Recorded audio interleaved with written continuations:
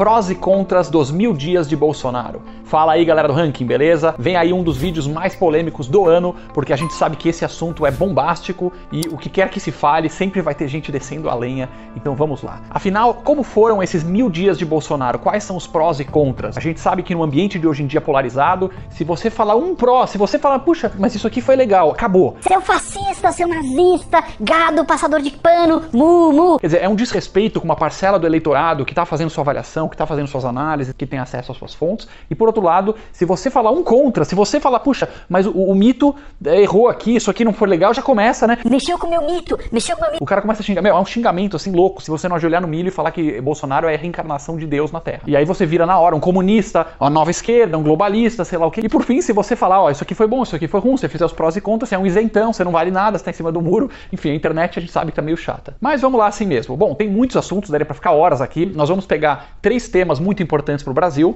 que são, obviamente, economia, combate à corrupção e, claro, pandemia, como não poderia deixar de ser. E já adianto que a gente não vai chegar no final e falar o que você tem que pensar, cara. Desculpa, é muita arrogância da nossa parte dizer pro seguidor, olha, no final você tem que achar isso ou aquilo. Nós vamos dar os prós e contras com a maior honestidade que a gente puder e faça cada um o seu próprio julgamento se você acha que o governo é mais pró ou mais contra, se merece o seu voto ou se não merece. Vamos lá então, economia. Durante os primeiros 1000 dias do governo Jair Bolsonaro, bastante coisa andou no Brasil. Reforma da Previdência, golaço. Marco do saneamento, golaço. Marco legal das startups. Lei da liberdade econômica. Marco do gás. Privatização da SEDAI, empresa de água do Rio. A privatização da Eletrobras, aos trancos e barrancos, na nossa avaliação, muito mais positiva do que negativa, apesar de ter bastante coisa negativa também. Privatização dos Correios andando. Muitas estatais com prejuízo sendo transformadas em gestões melhores com lucro. Golaço. Super bola dentro. Número de servidores federais caindo ano a ano. No governo Bolsonaro estão contratando menos servidores. Então menos máquina pública, menos conta para você, cidadão, pagar. Ou seja, tem bastante bola dentro, bastante coisa legal no campo da economia. Lembrando também, pessoal, que na maioria desses avanços é preciso dar também o crédito devido ao Congresso Nacional. Que apesar da desconfiança de muita gente, que com razão fala, caramba, esse Congresso, eu me sinto não representado, tem uma série de problemas, é um Congresso que vem atuando bastante nesses avanços e nessas reformas. Bola fora. Isso ficou, apesar de ter esses avanços que a gente citou, muito, mas muito longe do ideal, muito longe do que eram as promessas de campanha. Havia a promessa de privatizar no início do mandato 4 grandes empresas estatais, até agora não saiu nenhuma. O governo tem aumentado impostos. Uma bola fora importante é a proposta de subir o IOF, ou seja, vai aumentar o imposto de operação financeira que cai na economia inteira, igual cascata, para financiar mais programas de governo. Isso vai na contramão da promessa do Paulo Guedes, da promessa do Jair Bolsonaro de levar o país para um lado mais leve, um estado menos inchado, pesando na economia. Outra bola fora, o ministro da Economia propôs dar calote em dívidas públicas, como por exemplo os precatórios, é uma coisa que diminui a confiança do investidor, faz um aumento de taxa de juros a longo prazo para custear mais programas sociais. Então pode soar bonzinho, mas isso machuca a economia. Outro ponto, os juros que no início do governo, bola super dentro, estavam caindo rapidamente por conta dessa maior confiança, agora os juros já estão em trajetória ascendente de novo, os juros é um veneno para a economia, veneno para o emprego, para o bem-estar. Tá a inflação também voltando a todo vapor para o Brasil, então essa má condução, é claro que tem muitos fatores e nem tudo está no colo do governo federal, tem uma culpa do Congresso, dos estados, do ambiente macro, mundial, pandemia, mas também é uma má gestão do governo federal, bola fora na inflação, nos juros e no desemprego, que custa ceder no Brasil, já passam de 14 milhões de desempregados, já vinha antes dos governos petistas, mas é uma bola fora não ter conseguido reduzir significativamente a taxa de desemprego no Brasil. Por fim, o aumento da CSLL, o imposto sobre aplicações financeiras e empréstimos, acaba encarecendo o crédito no Brasil, vai aumentar ainda o custo do dinheiro, isso é uma bola fora. Foi usado para, em compensação, baixar o diesel, claro que é bom, é uma boa medida, mas aumentando o imposto sobre todas as transações financeiras e empréstimos também não adianta muito para a economia, porque você tira daqui e dá dali. O corte realmente na carne da máquina, isso foi feito muito pouco. O governo federal tem algumas bolas dentro, porém muito tímidas, muito longe. E a prova disso é que 2 secretários especiais de extrema competência abandonaram o governo e não xingando o chefe, falando mal de ninguém, mas falaram, olha, não dá para fazer nada aqui. São eles o Salim Matar, um empresário de grande sucesso renomado, foi lá para ser o secretário especial de desestatização, quer dizer, ele foi lá para vender imóvel, vender empresa pública, não conseguiu vender nada, falou, ó, tchau, sinto muito, foi embora. E o outro, Paulo Webel, secretário especial Federal de governo digital, foi lá para automatizar, tirar burocrata, cortar na carne, não conseguiu também fazer grandes coisas. Tchau, vamos embora. Então, essa é uma bola fora do governo Bolsonaro, que, por um lado, sim, teve algumas vitórias importantes, que a gente citou aqui, por outro, foi muito tímido, foi muito abaixo do que tinha sido prometido, em parte, claro, por obstrução de Congresso, grupinhos especiais, mas estão lá eles conduzindo, eles são responsáveis também pelo resultado.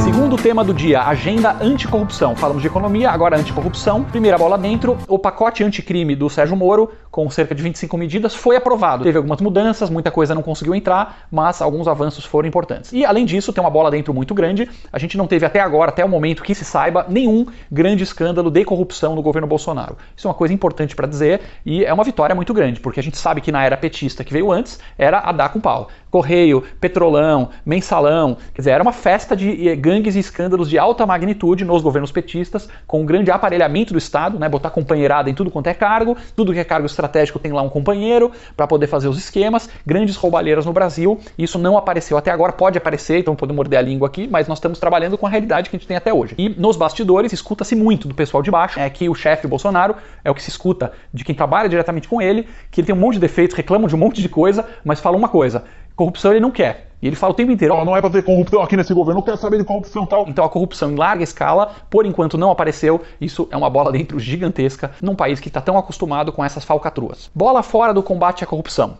Em primeiro lugar, houve um rompimento com o Sérgio Moro, que saiu atirando. Então a gente tem que colocar aqui as coisas no seu devida caixinha. Não é que o Sérgio Moro saiu de forma elegante, igual um Salim Matar, que saiu falando: olha, boa sorte governo, não é mais pra mim, mas vou sair, sem descer a lenha. Ele saiu descendo a lenha, fazendo um cálculo político, que ele poderia sair atirando, chutar o pau da barraca e ter algum ganho político para ele. Então não foi totalmente inocente essa saída. Mas ela se deu claramente por uma discordância entre o ministro da Justiça, Sérgio Moro, e o chefe. Então vamos colocar aqui as coisas como elas são. Bolsonaro e família. Havia prática de rachadinhas dos períodos aí de deputado federal, período de vereador dos filhos, de senador, tinha rachadinha. Isso é meio óbvio, você tem que ser muito cego para achar que era todo mundo santo lá. Funcionário sacando o salário em dinheiro, todo mês. Quem saca todo o salário em dinheiro? Família pagando um monte de coisa em dinheiro. Quer dizer, rachadinha tinha. Isso é muito diferente do que a maioria dos políticos faz? Não, é uma coisa que existe. É corrupção? Sim. É uma corrupção de baixa escala? Sim. É criminoso? Sim. E aí Bolsonaro ganhou a presidência com um discurso de limpeza, de moralidade, de acabar com a bandalheira e tal. Em parte ele queria fazer, tanto é que ele vetou os grandes escândalos de corrupção, mas ele tinha rabo preso. Ele tinha telhado de vidro, a família dele, os filhos dele tem, ele tem, a mulher dele tem rolo aí, tem coisa dos períodos anteriores. Você tem que ser cego pra não enxergar isso e ficar... Não, o meu mito é perfeito. Não, não é perfeito, ele é um político. Ele é um político de baixo clero, que fazia um monte de coisa que se sabia que cara de baixo clero não aparece. Ninguém vai ficar investigando um deputado do baixo clero do período Bolsonaro anterior. Quando você vira presidente da República, aí vem uma lupa gigante, os caras vasculham a sua vida inteira, rapidamente apareceu que tinha rachadinha, ele tinha telhado de vidro, o Sérgio Moro fica num papel complexo, porque ele tem que investigar todo mundo, mas é o chefe dele, e o chefe tá falando: ó, fica quieto aí, não mexe com isso aqui. Palavras do próprio Bolsonaro. Não vou esperar com a minha família e meus amigos para tomar providências. Eu não vou esperar fuder minha família toda, de sacanagem, o amigo meu. Porque eu não posso trocar alguém da segurança na ponta da linha que pertence à estrutura. Vai trocar. Palavras dele.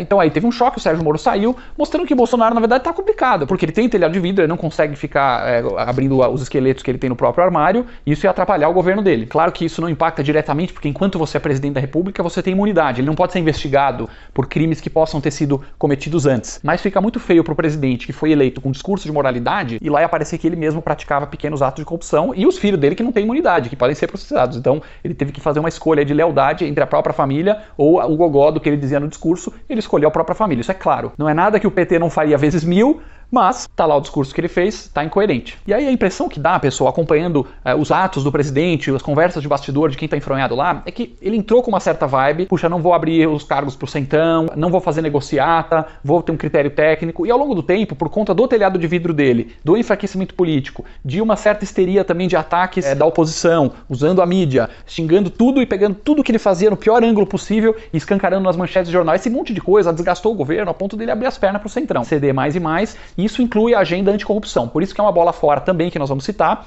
Ele nomeou para a Procuradoria-Geral da República, quer dizer, o cargo lá que tinha que ser o grande chefe anticorrupção, Quer dizer, aquele cara de reputação ilibada, que vai perseguir todos os corruptos, que vai atrás, ele nomeou Augusto Aras, que é um cara que é contra a Lava Jato. Ato do presidente, ele foi lá canetou. Tudo bem que ele pode dizer que ele fez isso para agradar o Centrão, que ele estava sem escolha, mas ele fez. Ele colocou um cara que quer destruir a Lava Jato e conseguiu. Então isso é uma bola fora também do governo. Depois, na hora de nomear o ministro do Supremo, ele poderia ter nomeado um ministro também de ilibada reputação, um cara técnico, um cara anticorrupção, foi lá e meteu o Cássio Nunes, que é um cara super queridinho do Centrão. Você vê um presidente que no discurso é uma coisa, mas na prática acaba se rendendo. Eu entendo que não é porque ele é um demônio, um cara sujo, ele vai fazendo o que dá pra fazer. O presidente é um cara que tá sempre muito pressionado, todo mundo gritando do outro lado, as forças políticas apertando daqui e dali, ele escolheu o Centrão. Ponto final, bola fora do governo no combate à corrupção. Outra bola fora, quando teve a possibilidade de investigar e talvez até fazer impeachment de ministro do Supremo, quando teve a Lava Toga, aquela investigação no Senado, que é o único órgão que tem o poder de derrubar ministro do Supremo,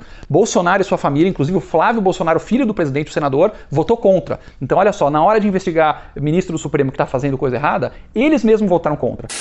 Do Supremo Tribunal Federal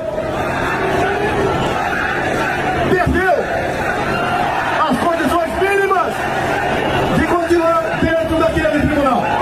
Então uma coisa aí no discurso lá é falar do STF mal, na hora H eles votaram para manter a impunidade do STF. E por fim, claro, como bola fora, duas medidas que são muito importantes para combater a corrupção no Brasil, o fim do foro privilegiado e a prisão em segunda instância, praticamente zero esforço do governo para passar isso. Então se você realmente se vende como um grande guerreiro da honestidade, dos bons costumes, você precisa apoiar essas medidas ativamente, porque elas ajudam a combater a corrupção e nada foi feito. Então esses são os prós e contras do combate à corrupção. E o terceiro e último tema, depois de economia, combate à corrupção, vem condução da pandemia. Como bola dentro, a gente pode citar aqui, Bolsonaro foi um defensor de olhar com muita calma os fechamentos e o lockdown generalizado, né? Aquele papo do, não, fecha tudo e a economia a gente vê depois. Como se não tivesse que ter produção de comida, entrega de remédio, quer dizer, como se a economia e a vida não tivesse nada a ver uma coisa com a outra. Não, fica em casa lá, vendo Netflix, recebendo iFood e as coisas vão cair do céu magicamente de Marte. Então ele representou uma parte da população que efetivamente falava que eu preciso trabalhar, senão eu morro de fome. Não adianta eu me salvar da pandemia e morrer de fome aqui. Então nesse sentido, um lockdown mais curto, mais limitado, com medidas de isolamento e cuidado, poderia ser uma receita ideal, bola dentro nesse sentido. Bola fora, claro que a gente pode citar aqui a demora para a compra de vacinas. Nós verificamos aqui todo o histórico de tratativas entre Pfizer e governo federal e é realmente surreal a demora, a não resposta a e-mails. É como se estivesse num navio afundando, imagina, e de repente vem um cara e fala, olha, eu vendo o colete salva-vidas e você gostaria de comprar e você pode afundar e morrer ou usar o colete do cara. Aí você, não, veja bem, não tenho problema, mas e os testes, eu quero testar melhor, calma, pode ser que tenha alguma coisinha aqui que não tá tão bom esse colete, não sei se eu gosto muito da cor. Quer dizer, foi uma atitude muito pouco competente da parte do governo federal. Claro que esse ponto muita gente vai criticar e falar que não é bem assim, porque essa vacina não é testada, essa vacina pode fazer mal, mas as evidências são claríssimas. Os países que vacinaram a sua população, no momento que começa a vacinação, o número de mortos começa a desabar. Isso é Estados Unidos, aí não, mas Estados Unidos é esquerdista, agora é o Biden. Não, mas vamos pegar então a Inglaterra, que é conservadora, vamos pegar Israel, que é um país liderado por um primeiro-ministro conservador. Você põe a vacina, começa a desabar em todos os países, sem exceção, desabar o número de mortes. Então é uma medida eficaz. Ah, mas pode ser que tenha um caso aqui ou outro que tenha um efeito colateral, pode acontecer, mas é 1 para 1000, você salva 1000 vidas para cada um caso que pode ter algum efeito colateral. Então é incomparável o estrago, isso é matemática, não é opinião. Você olha os gráficos de todos os países e é claro, quanto mais rápido e mais você vacinar as pessoas, mais gente você salva. E outra bola fora, claro, é o jeito de comunicação do presidente. Aí tem também super polêmico, tem os prós e contras, mas é muito claro que o presidente desde o início minimizou a crise. Frases que o pessoal fala que é fora de contexto, mas não é, porque a gente assiste. Ah, isso é só uma gripezinha, ironizando, imitando pessoa que tá morrendo com falta de ar, não visitou o hospital, em nenhum momento falou para os seguidores, pessoal, isso aqui é sério, tem que se cuidar, não vamos fechar a economia, sem lockdown, ok, vamos trabalhar, vamos manter nossa vida, mas com máscara, com distanciamento, pra gente se cuidar, nada, zero. Muitos e muitos seguidores do presidente, a gente conhece alguns casos, especialmente o pessoal mais idoso, acharam que não tinha problema nenhum, o presidente tá falando que não é para se preocupar, saíram na rua, desencanaram geral, abraçaram todo mundo e estão no cemitério agora. Dos 30 maiores países do mundo, o Brasil tem a segunda maior quantidade de mortos do planeta Terra, só perde para Estados Unidos. Ah, mas é que a população é grande, tem que ver por milhão. Ok, dos 30 maiores países do mundo, o Brasil tem a pior morte, a pior do planeta Terra de mortos por milhão. Esse é o índice oficial, é o índice mais adequado porque ele pega por milhão. Dos países grandes, nenhum morreu tanta gente por milhão quanto o Brasil. E detalhe, nós somos um país relativamente jovem. Então se comparar, por exemplo, o Brasil com França, com Itália, com Japão, Era pra gente morrer muito menos por milhão, mas muito menos, porque a gente tem uma população jovem. A gente sabe que Covid, a mortalidade de idosos é 20, 30 vezes maior do que em jovem. Então era pra gente estar muito melhor. Nós temos um dos maiores índices de mortos, e isso é causado pela má condução da pandemia, comunicação errada, incentivo para aglomerações e a demora na compra da vacina. É isso aí, pessoal. Então, no final, nós citamos uma série de prós importantes em condução da economia, em combate à corrupção, pandemia um pouco menos de prós, mas contras também nas 3 áreas. E no final fica assim, puxa, mas você tem que pensar o quê? Cara, quem somos nós? Como a gente falou no começo do vídeo, quem é a gente para dizer o que você tem que pensar e qual o balanço que cada um vai fazer? Se você está nos assistindo, provavelmente você formou a sua própria opinião com base nos seus valores e nas bolhas de redes sociais e internet que cada um acaba participando, mesmo sem querer. Nós também temos nossas bolhas, você tem as suas próprias bolhas. Então, antes de sair xingando um outro cidadão, você é um gado, você é um comunista, você está mal intencionado, a gente pode às vezes dar um passo atrás, ter um pouco de humildade e tentar entender que talvez o cara está olhando para outros fatos que a gente não está vendo e a gente também não tem a informação completa. Então, fique esse vídeo aí para você que nos assistiu, dá uma analisada nos prós, nos contras, faça o seu próprio julgamento, coloque aqui nos comentários com respeito e uns aprendendo com os outros. Se você gostou desse vídeo, siga o Ranking dos Políticos nas redes sociais.